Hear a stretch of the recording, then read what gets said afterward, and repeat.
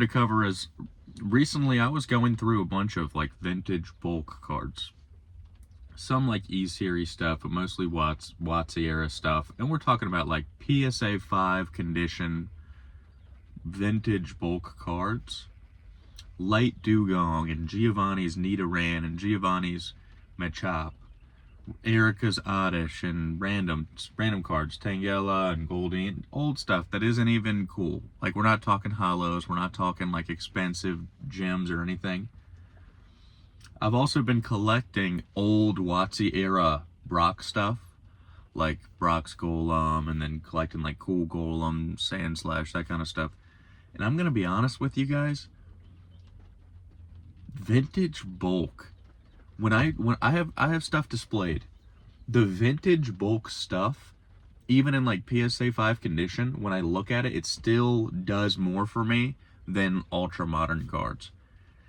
And it just worries me a little bit that like ultra modern cards are so expensive. There's so many of them. They're so expensive. The art is awesome, but like it's crazy how much money people are out here spending. Like when you check Facebook or when you go watch around on YouTube channels and people talk about how much money they spent, it's completely irrational. I mean, I'm sorry, it's completely irrational how much money people have spent on this. And I don't know. I guess if you're somebody who invests in Pokemon, you definitely want people to continue to buy because you bought a bunch of cards, you bought sealed, and like you want the train keep rolling all night long. You want it to keep going. You want it to keep pumping, right? But just coming from the perspective of somebody that like looks at the numbers and like wants to be grounded in reality, you have to kind of think like, this is crazy how much money people are spending on this stuff, considering how like it, when you look at WotC and E-Series, these things kind of grew organically and naturally over time. They slowly rose over time. They sometimes dipped, they sometimes went up. It wasn't like released, boom, it's 5x the value of what it's supposed to be. And I just want to put the question out there. If you could only collect WotC or Ultra Modern for the rest of your life, which one would you choose? Which would you choose, WotC, or would you choose Ultra Modern?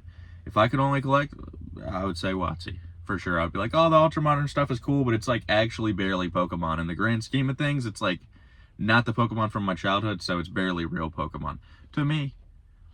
And what I'm doing with the ultra modern stuff is like buying cards to grade and then sell. I'm not going to like hold any of them long term. I'm going to buy, grade, sell. That way I kind of like get to collect them and own them temporarily and like look at them, enjoy the art, and then kind of move them along and kind of like make my money off them while Pokemon is booming. And you know, it's also kind of a low risk strategy because you're not holding them for the long run. And it's not to say they might not be a great investment. It's just kind of like shocking that they are such a great investment considering the population reports and all that kind of stuff. But yeah, that's all. What are your guys' thoughts on Perfect Order, Abyss High, you know, vintage versus modern, that kind of thing?